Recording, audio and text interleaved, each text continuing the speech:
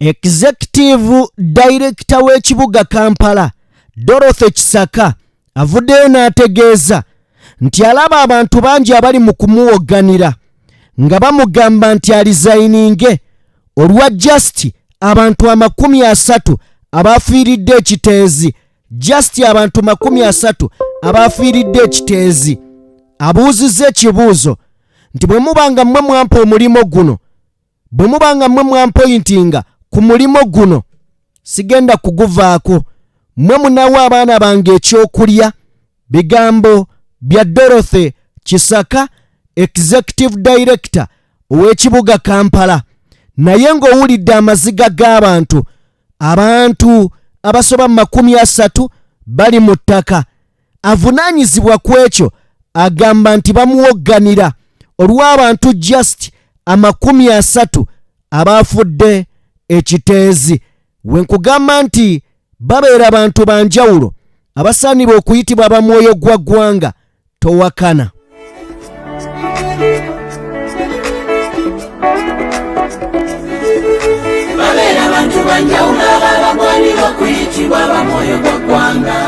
Tugenda kutambulira awo ebintu bingi ebiri mu kutambula. Mwe muli muganda waffe asinziira munda mu ggwanga erya America yambuuzizza ekibuuzo kye tugenda okwanukula. Yambuuzizza ddala America esobola okuyamba Uganda nejjako Mwami Museveni? Kale bwe tuba tugattiddeko n'eggwanga erya Bungereza bayinza otuyamba.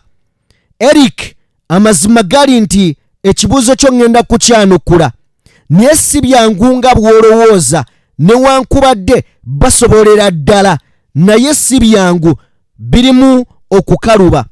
Mu ngeri emu waliwo MP yavaayo n'agamba ssente ezo ze batadde mu kutwala Parliament mu bitundu by'eggwanga eby'enjawulo lwaki teziyambako bannayuganda abafiiridde mu njugwe ya Kasasiro wali ekiteezi.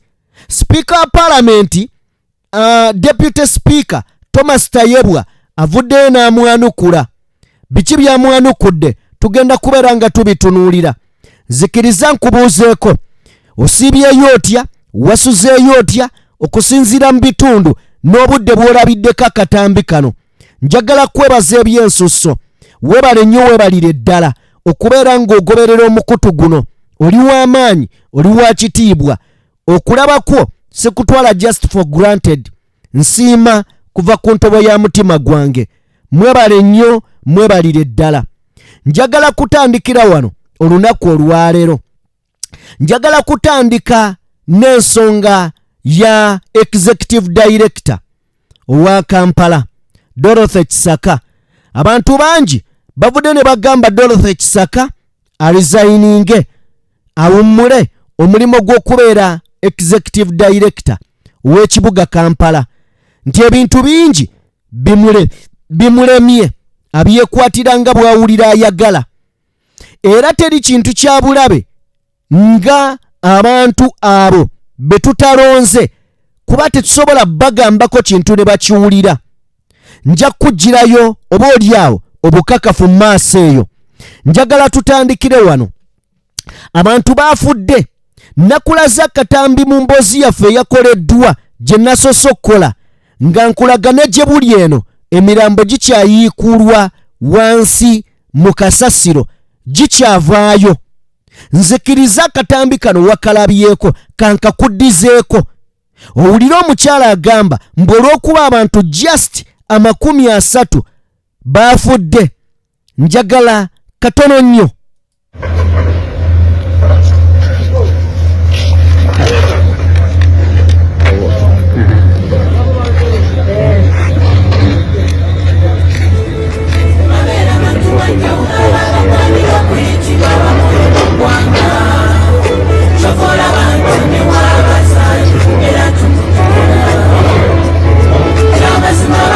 Sana, uyo mu ngeri kale mungi, bwe kiba kisobola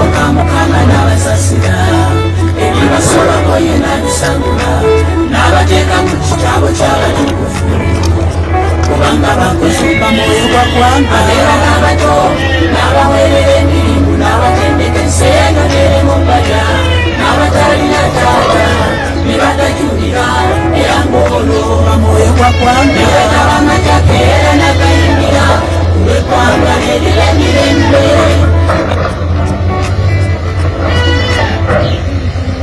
abo boogenda mu maaso n'okubeera ng'olaba bajjayo baana b'abantu, bajjayo bazadde b'abaana, bajjayo bataata b'abaana, bajjayo bamaama b'abaana, ne gye buli kati bakyayiikuula, bakyajjayo kubanga okusinziira ku muwendo abatuuze gwe boogera bagamba abantu bandibeera nga basukka mu 100 abaaziikibwa ettaka. Dorothy Kisaka akugambye nti katugisome nga bweri then tugende mu bigambo nga we bikaaye. Agamba bw'ati, I'm seeing people making noise that I should resign just because 30 people died. Are you the ones who appointed me? Will you feed my family? Will you feed my family? Agamba kwegamba famire ye munaagirabirira. Ekibuuzo, bano be batwala betulabye wano be batwala famire zaabwe ani azirabirira mu kiseera kino? Ye agamba will you feed my family? Ezaabano ani ali mu kuzirabirira mu kiseera kino? Agamba nti KCCA si kitongole kyange nkola mu bukozi. Era agamba nti nno abantu abawoggana ndizayininge ku lw'abantu just 30. Agamba ye mmwe abawoggana, mmwe mwampa guno omulimo, mmwe mwagunkwasa. Dorothy Kisaka ewatali yadde okuwuliramu enyiike nti waliwo abaana abasigadde nga bamulekwa, waliwo abaana abasigadde nga tebalina yadde mwasirizi, waliwo abantu abafiiridde ebyabwe tebimukwatako yadde n'akatono. Gye buvuddeko twalaba omubaka w'ekitundu kino Nkunyingi Muwada yali mu palamenti n'akaaba amaziga, yakaaba amaziga ku lw'abantu be, n'atuuka n'okutegeeza nti bano abantu battiddwa siteeti, nti bano abantu battiddwa siteeti. Bino bye byali ebigambo bya Nkunyingi Muwada. Okay, ebigambo bya Nkunyingi Muwada kambikuwe wano. They chased us away, and I've been telling them and the minister that allow these locals to point at their houses. Maybe when you dig there, you can save some remaining lives. It has not happened. Honorable Speaker and colleagues, these are also human. What we had is a purported condolence message from Mr. Museveni, alleging that these are encroachers on their encroachers near the landfill. These are lawful owners with land titles. Majority are owners of Milo and some Bibanja owners. It is very saddening to find your people being branded encroachers after being killed by the state who was in charge of the landfill, under which law the neighbors owe a duty to protect themselves against the actions of a neighbor. Nkunyingi Muwada ebigambo bye bw'oba obiwulira bikwasa ennaku. Yategeeza nti bano abantu battibwa siteeti. Mu bigambo bye akugamba nti ddala kisoboka kitya ng'abantu beerwanako nga bo gavumenti nga terina weebakwatirako.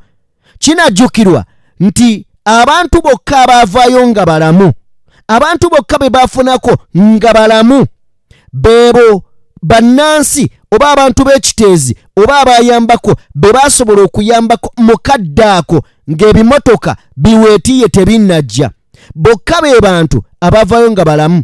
Gavumenti teyajjayo mulamu yadde omu.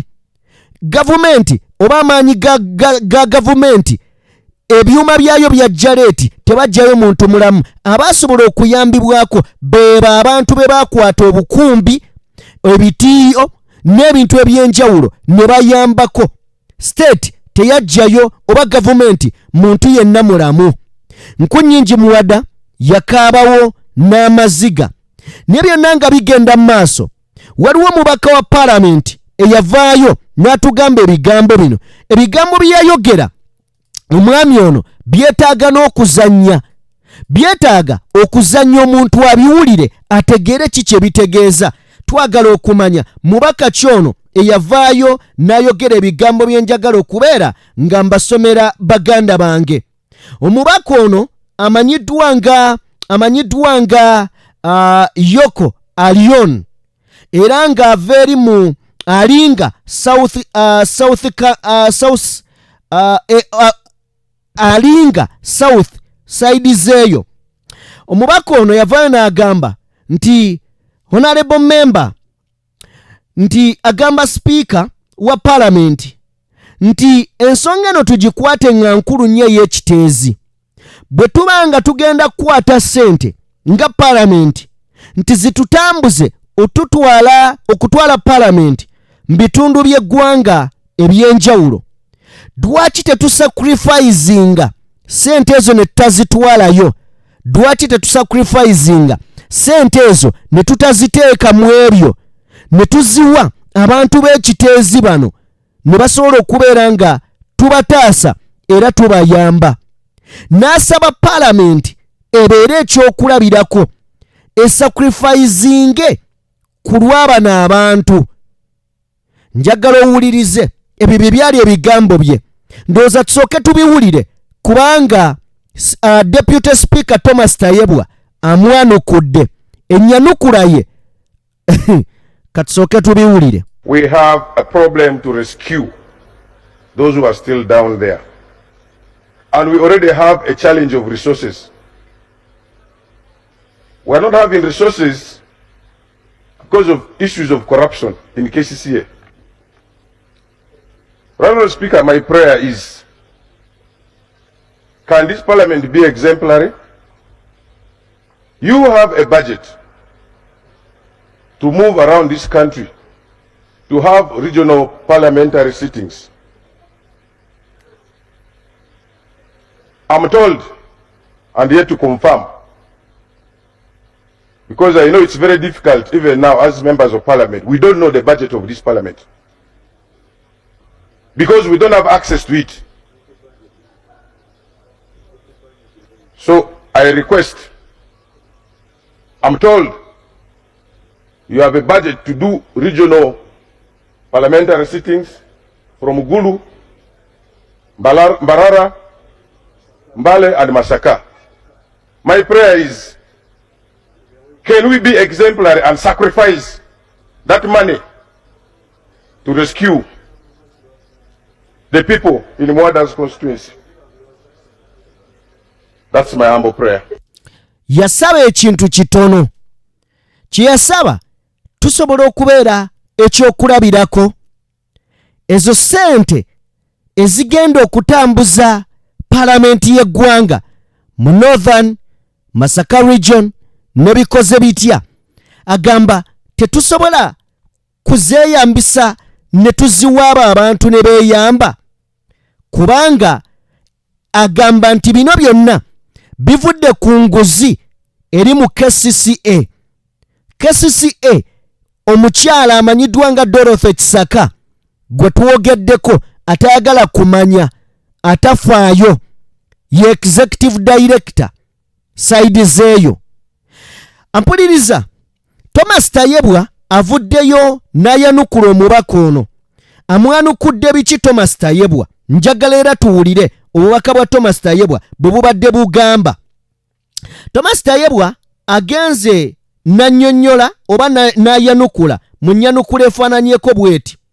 Agamba nti ababaka ba paalamenti balina ensimbi ze bafuna ezitavaako musolo, ze batajjaako musolo, allowances zaabwe tezivaako musolo.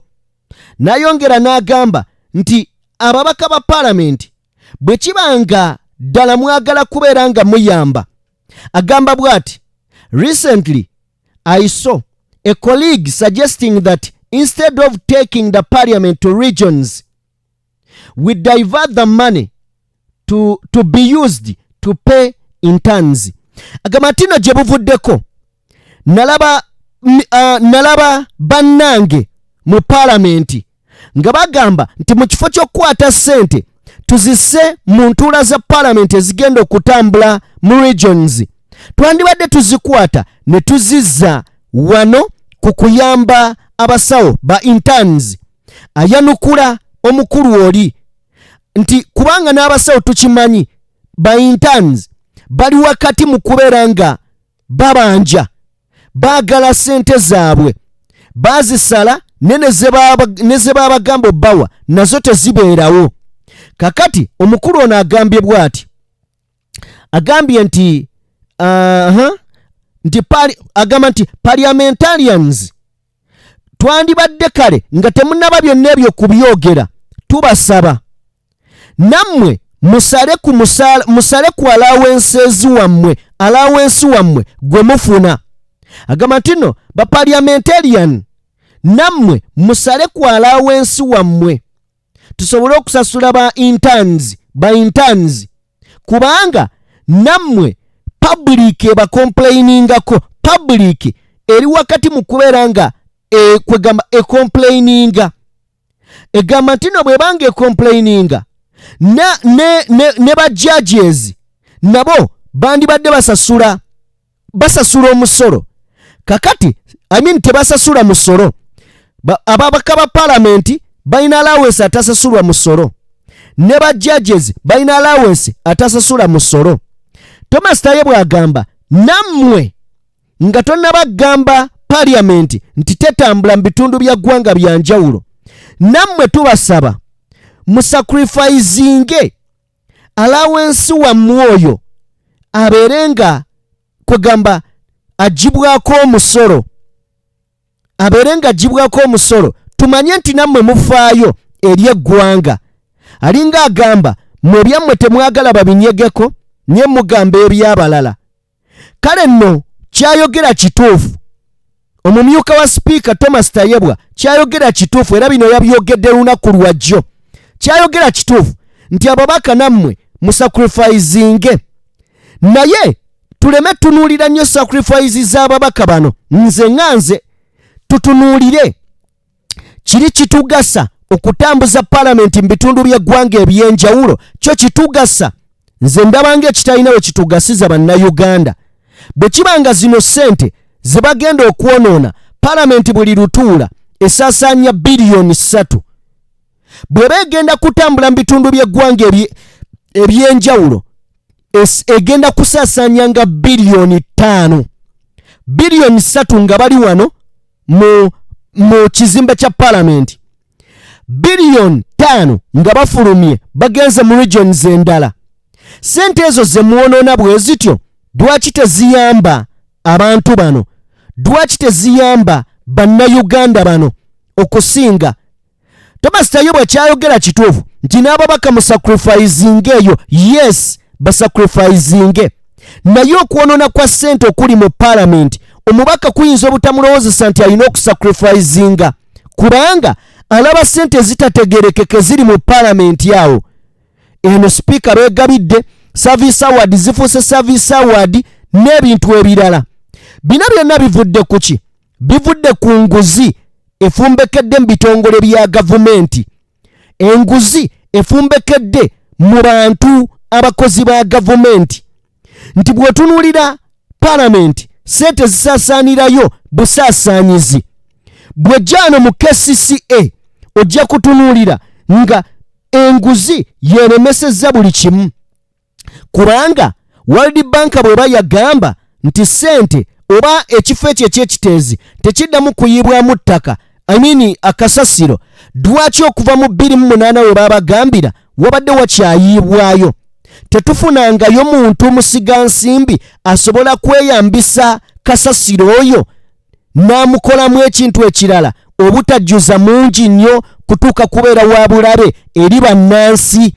Nabawadde edda akatambi nti waliwo munnayuganda eyajja ye n'agamba nti ffe tusobola nga n'ekitongole akirina basobola omukolamu ebintu ebyenjawulo ne bamugaana. kakati ebibanga biriwe biti kitegeeza enguzi yevuddeko bino byonna. Enguzi yereese kalumanywera yenna. Kyekirina okukolebwa kwe kubeera nga gwampuliriza tulwanyisa enguzi mu buli mbeera yonna, oba tutya oba tutya. Wano wenzigukidde ku nsonga eno olunaku olwaleero ng'ennaku z'omwezi 15 omwezi guno gwennyini ekibinja ky'abavubuka nga 18 nga babagalidde ebipande byabadde olunaku lwajjo ng'ennaku z'omwezi 14 baagala kuddamu oba bateeseteese okwekalakaasa okgenda ku paalamenti omulundi omulala. Ogenda ku paalamenti omulundi omulala. Okusinziira ku bano bagamba nti enguzi egaanye okubeera ng'eva mu paalamenti, enguzi egaanye okubeera ng'eva mu bitongole bya gavumenti, kitegeeza tulina genda wali wennyini mu paalamenti we tulina okulwanira bino. Abavubuka olunaku olwaleero tujja kuba nga tubategeeza ebinaaba bivuddeyo, wabula baasuze beeteeseteese okubeera nga baddamu okwekalakaasa. Newankubadde wali bakwata bangi naye bagamba tujja kulwana kyonna kye kiri kibeere. Era ng'okusinziira wano ku Daily Monitor agamba kino kikwasa ensonyi nti abantu 30 baafiiridde ekiteezi mu kubumbulukuka kw'ettaka era ng'abalala bayitirivu bakyali mu malwaliro. Naye ssente ezandibadde ziyamba abantu bano okubeera nga zibataasa obutabumbulukukirwako kasasiro n'amayumba gaabwe okubeera nga gamenyebwa, zibbibwa bubbibwa ne ziriibwa buliibwa abamu ku bakulembeze abeeyita abeebitiibwa. Ewandiise bweti, it's unfortunate that about 30 people died at Chitezi landfill and several others are hospitalized when the money that would have helped them to manage garbage that filled on their houses, it's stolen and eaten by our leaders and people who call themselves abebitiibwa. One of the protesters bw'atyo bwe yagambye. Kale nno bannayuganda bo beekolamu omulimu okulaba nga baagala okulwana balabe bye bataasa ne bye bataasa ne bye batataasa. Naye ab'ebitiibwa abeeyita ab'ebitiibwa bahonarebo beefudde ekitagasa. Enguzi bw'ogyogerako ekulwanyisa nga Joel Ssennyonyi bwe yakyogera. Lwaki ekulwanyisa? Njagala owulirize. Waliwo munnayuganda kapiteeni wa National Rugby, yes, kapiteeni wa ttiimu y'eggwanga erya Uganda eya National Rugby, kapiteeni Mulamba yavaayo n'akola tweet ye ku nguzi about corruption. Ekibiina ekitwala omuzannyo gwa rugby wano mu Uganda, NCS Uganda, ne kivaayo ne kigenda mu maaso n'okubeera nga kimususpendinga emyezi 6. Emyezi 6 dwa kuvaayo n'ayogera ku nguzi. Okitegedde? Yasuspendingibwa emyezi 6 awummuziddwa ku national team. Ye kapiteeni kwegamba kino kyewuunyisa, ye kapiteeni wa team. Naye olw'okuvaayo n'akola just tweet ku Twitter, ku X nti enguzi mbi, bamuwummuza emyezi 6. Kati eyo impunity, okwo kufugibwanga abaddu, omuntu nga takuwa mukisa kwogera kikyamu.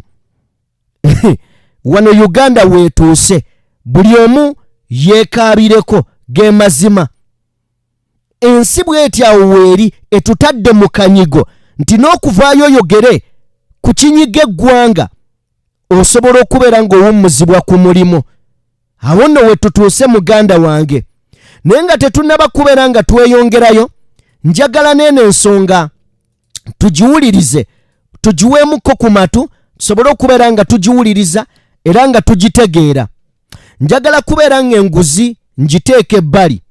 Bwe mba nga ngitadde ebbali tukitegedde, ab'ebitiibwa bahonorable abo abajja mu community zaffe ne tukuba engalo nnyo ne tubawaana baatuvaako dda.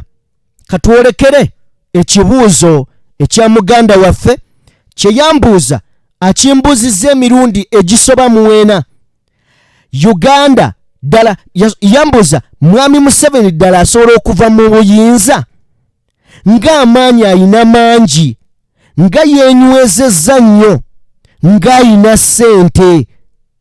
N'abuuza amawanga ag'abazungu gannaggwa dda ga kirimaanyi nga America ne Bungereza zisobola otuyambako tugirako mwami Museveni? Muganda wange, si kyangu nga bw'olowooza, newankubadde ebitundu 99 ku buli 100 kisoboka era basobola n'amaanyi bagalina, naye si kyangu. Lwaki si kyangu? Bye bino. Njagala tutegeere nti amawanga gonna eggwanga liba n'eddembe n'amateeka agalitwala ng'eggwanga eryo. Okugeza Uganda erina amateeka agagitwala nga yo era geekolerako, constitution mwekolera. Ne America erina amateeka agaayo agagifuga nga yo. Kyokka wakati awo waliwo amateeka agafuga amawanga gonna. Waliwo amateeka agafuga kwegamba enkolagana y'amawanga, amateeka agafuga ensi yonna, nti ne America ligikwata ne Uganda ligikwata, era nga bw'oba okoze ensobi gasobola okukulamulira awamu. Oba ntegeerekeka nga bw'olaba nti mu Uganda tulina poliisi ya Uganda ne America erina poliisi yaayo, kyokka ate waliwo kye bayita Interpol, International Police, Interpol, nti yo esobola okukola ekintu kyonna mu nsi yonna, wabula ekikola okusinziira ku mateeka agafuga ensi eyo.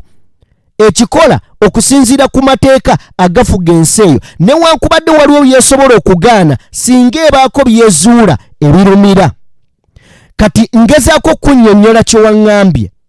Eggwanga erya America newankubadde lirina amaanyi ag'enkana gatya, newankubadde lisobola okuba Uganda mu nkuba lyonna lyewulira lyagala, waliwo amateeka agabakugira okukola ekyo. Naye ky'oyagala okumanya kye kino nti kwegamba oyina busungu era owulira ng'eggwanga lyandifugiddwa, lyandikulembeddwako ku muntu omulala. Ekyo ffenna tukiyaayaanira, twagala okirabako, kubanga ye mwami Museveni alabye ku bakulembeze ba America abasoba ndowooza mu 5, naye ye nga yafuga eggwanga omu bw'ati. Ne katutegeere kino tukimanye nti eggwanga erya America lisobola bulungi nnyo okuteekawo embeera, yeriwa gye lisobola okuteekawo oba amawanga ago. Kwe kugeza leero waliwo Robert Kyagulanyi Ssentamu. Robert bw'abanga waali ng'amawanga ago tukkiriza nti gakyatufuga ge mazima, kubanga bw'owulira bajeti ya Uganda kumpi ebitundu nga 65 oba 7 twewola bwewozi, kitegeeza gali amawanga ge twewolamu gakyalina amaanyi ku ffe. Kati kye bakola, kye bayinza okukola kwe kubeera nga bajja ne bakwata ekkubo ne bagamba kati ani aliwo. Oyo aliwo gwe bayisaamu ne bagamba kakati Bobi Wine yaliwo. Tusobola okuseesa wano wansi ne tuteekamu akasente ne tumusapootinga n'abeera w'amaanyi, kubanga ebyobufuzi ebibikola mane kikulu nnyo omuntu okubeera ne ssente. Wadde ssente ate kijjamuko mu maaso, kubanga nagamba nti ebyobufuzi omuntu weetaaga kubeera na time, ng'oli mu time yo abantu we bakwagalira. Buli muntu alina time wakyakira. Kati weetaaga okubeera ne time, weetaaga okubeera ne age abantu nga bolaba mu Uganda tebitundu 75 tuli myaka gyegimu kumpi ne Bobi Wine. Age bracket yeeyo, age, time ne raaka, omukisa, ebintu bisatu. Bw'oba nabyo osobola okukola ekirala. Kati ne weetaaga money whereby America bw'eba enayambako Bobi Wine okujja okukwata obuyinza bwa Uganda, esobola omufandinga akasente neteekamu akasente. Okitegeera, wadde kujjirako ebijjirako nti bateekamu olwa interests ze balina nabo. Bwe bamala okutegeera nti tussaamu akasente ne naffe tufunira wano, basobola okumufandinga emabega nga tebajjaeyo mutwe, kubanga ate kyabulabe okubeera ng'oseketerera gavumenti egambibwa nti yalondebwa abantu eriwo mu butuufu, okubeera ng'ogiseketerera eggwanga eddala, ekyo nakyo kikyamu. Kati kyeyina okukola nga America oba abamu kubaagala gavumenti ya Mwami Museveni yegwe kwe kufandinga nga bayita emabega mu NGOs, bitongole ebyenjawulo. Kyovula Mwami Museveni emabega kawo yaggala ebitongole bi NGOs bingi oluvannyuma lw'okukizuula nti birabika byebiwa Bobi Wine ensimbi okubeera nga amulwana, kuba Bobi Wine abadde w'amaanyi nnyo mu kalulu akawedde, era w'amaanyi nnyo nti bamulwanye nga bamuyita mu migongo egy'enjawulo, mu nnwana ez'enjawulo, naye alemeddewo. Era nakyo ekyo kiteeka Mwami Museveni ku nninga. Naye kye twagadde okutegeera, asobola okuvaako amawanga gano kyenyinyonnyola nti basobola okuteekamu akasente mu ngeri y'emu, basobola okuyita mu kwinfluwensinga abantu, era nga bakozesa mane mu kwinfluwensinga abantu nga bakozesa ensimbi, nti tubeeko abantu betuteekamu ensimbi wansi bagonjewo obwekalakaasi buno tusobole okubeera nga omukulu obatta abantu oba abakuba bubi, ati obwola eddembe ly'abantu singa kisukka nti asse nnyo akivudde ku mbeera kwegamba kivudde mu mbeera ey'obuntu ey'okwetaasa nti oba ki kati mutemu, amawanga gano gasobola okuyingiramu. Naye nkulaze wa gye gayise nga gataddemu akasimbi, era owulira Mwami Museveni kwegamba enjogera zimu bbiri, abo abazungu be babateekamu ssente, ateekeddwa okutondawo ekyo ekiboozi, newankubadde ate abazungu bayinza okuba nga tebafandinga Bobi Wine, oba okitegedde, bayinza okuba tebamufandinga ng'atobanga ye, naye bwe kinaaba kyetaagisa oba abazungu baba beetaaga okusuula gavumenti ya Mwami Museveni, kitegeeza bajja kukozesa ebintu bingi. Ebimu ku byo kwe kuteeka ensimbi mu bantu.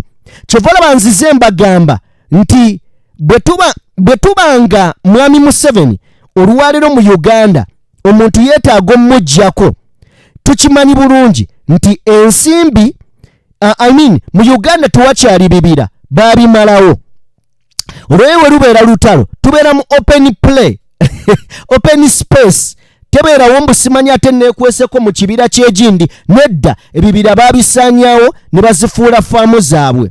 Naye kitegeeza tujja genda mu kalulu, akalulu kano kagende ebeerenga kwegamba sparking point. Abantu bwe bagenda mu kalulu bagambe nti naatubbye. Bwe bagamba atubbye, okwekalakaasa kubeewo. Bwe kuba kwekalakaasa, kitegeeza awo mu kwekalakaasa awo ate gano amawanga we gasobola okuyingiriramu, naye nga tegazze dayirekiti, gasobola okuyingiramu nga gafandinga bano abeekalakaasa, ne bayisaamu ensimbi wansi mu ngeri y'okubasapootinga nti beetaaga ki? Beetaaga okubeera nga tubongeramu ku maanyi, ne bateekawo akasente okusobola okuteekerawo ddala pressure abantu babeere ku makubo, oba ntegeerekeka kyenyinyonnyola. Then bwe bamala okukikola ekyo, abantu ne balaalira ku kkubo. Omukulu n'ajja olw'obusungu oba oliawo nga bimutabudde, n'agamba kati kambaseese buseesa. N'ajja Dewan n'atta basse, n'atta n'ayingira mu kubeera nti akwatiddemu abaana abato, atiddemu abakazi. Amawanga ne gatandika okubeera nga gagamba nedda kino kisusse. Omusajja atyobodde eddembe ly'obuntu liyingiddemu n'abaana abato bafudde n'abakyala bafudde. Nedda twetaaga okuteekawo enkola ennyangu okulaba nga tutaasa abantu mu nsi eyo. Nkulaga butya bwe basobola okuyingira okukuyambako. Kyewagamba oba kyobadde ombuuza nti oba kyozombuuza nti basobola okumuggyako. Wano singa bisukka ku kubeera nti batunuulidde ekyo, wabeerawo obusobozi obumujja mu buyinza, kubanga kiyingiddemu ettemu, kiyingiddemu okutugumbula, kiyingiddemu abaana abakyala tekikyataliza. Kitegeeza amawanga ag'ebweru gasobola okujja ne geegatta ku bantu bano, naye nga gajjidde muki mu foomu ya kuyamba ku bantu nti obamalawo. Ntegeerekese nti oli mu kubamalawo bannansi. Kale nno awo amawanga gano gasituka, naye tewali ggwanga lisobola keera ku makya ne livaayo gye livudde ne lijja lirumba ensi eno. Ekyo tekisoboka. Nti Amerika esituke oba Bungereza egyebagireko mwami Museveni, ekyo tekisoboka. Ng'esinzidde ku ki era lwaki ebejja? Eteekeddwa okubeera n'ensonga ennene lwaki eba yeetaba mu lutalo olw'okuggyako gavumenti kwegamba eyina ne constitution kwetambulira. Kibeera kizibu. Kale nno kiddayo nti omulimo gwonna gwe mwagala okutuma amawanga gano gutandika nammwe. Omulimo gwonna gwe mwagala okutuma amawanga gano gutandika nammwe bannansi. Kambaweyo ekizampa emu. Eggwanga erya Libya bwe baali basuula obukulembeze bwa Kano eri Muammar Gaddafi, Muammar Gaddafi bannansi beekalakaasa. Bannansi mu kwekalakasa ne bagamba ekimala kimala, enough is enough. Tuteekeddwa okubeera nga mukulu tukuze ebbali. Bino tebyajja buzi just mu bbanga. Kisoboka okubeera nga bannansi balina obusungu bwabwe, kati obusungu bwabwe ne buteekebwamu n'akasente wansi. Bwe bigambibwa waliwo sitole ezoogera bwe zityo nti waliwo abaali baagala omukulu aveeko Gaddafi. Kati bano bajja ne bateeka ensimbi olwedde mu bantu abasunguwavu ne babongera bwongezi kuba motivatinga. Bwe kabanga kabadde kabiriiti ne bakakuma, bwe buba buganga nga bukambwe ne babuteekamu awo akaliro ne bulyoka bubaluka. Nti bwe baba baagala okuggyako bajja kutuula n'oyo asobola okuggusa ensonga yaabwe ku mmeeza. Owaaye tusobola okuyamba wano naye ffe tufunirawa nti wano. Kale ne bateekawo embeera, era gwe munnayuganda agamba nti ogenda kujja buzi, simanya Amerika ejje ekube eyambe, ekyo kikafuuwe. Nti Amerika ekole ekyo kikafuuwe tekisoboka. Tekisoboka olw'enkolagana z'amawanga. Naye singa muliteekawo embeera ekyo kisoboka. Kitya? Nkikunnyonnyodde gye kiva. Kale nagamba nti Amerika egenda kujja ekole kino ekole kiri, ekyo tekisoboka era tekiriiwo. Waliwo ebiteekeddwa okusooka okukolebwa. Ebiteekeddwa okusooka okukolebwa biri eri mmwe bannansi, mmwe muyina obikulemberamu. Bwe mutaabikulemberemu, omukulu ajja kugenda maaso ng'atukalakata. Tukyawa abakulembeze baffe nti tebalina kye bakoze, kubanga nze nzikiriza nti kano omukulu amanyiddwa nga Besigye yakola kye yakola. Amazima gali nti yakola kye yakola. Besigye ayinza okuba nga yatuuka na ye mutima ne yeekuba ng'alaba kyasindika tekivaawo, ne bannansi bamukyusizza obwanga bamugamba bino na biri, ne Besigye yalwana kye yalwana. Kakati ne leero Kyagulanyi akwatidde Besigye we yakoma ne banyeenya. Buli we banyeenya tegusigala omutinga mugumu, gulagaya. Naye okulagaya kuno tegutegeeza nti gugwe. gusigala gustandinze era nga guyimiridde. Kale bannayuganda tujja kgenda maaso n'okukyaba abakulembeze baffe nga tugamba nti tebalina kye bakoze, era tujja kutuuka ekiseera tubasibeko nti baalya. Naye nga mazima gali nti ffe tulemereddwa okukola kye tuteekeddwa okukola. Bwe kubeera nga twetaaga buyinza, engeri y'obufunamu eyo mugitegedde. Nga mwami Museveni watakkiriza na byava mu kalulu, bwe yagenda mu kalulu n'asemba yafuna kamu, wabula n'agamba ngenda kulwanirako bano be babbye, kumbe ye yayagala. Nammwe ekyo muyina okukimanya era muyina okukitegeera. Njagala kubeebaza mwenna bentambudde nammwe, mwebale nnyo, mwebalire ddala. Saba Mukama Katonda abankuumire, tusinkane mu story endala. Mukama Katonda abankuumire, mubeere bulungi, mweraba.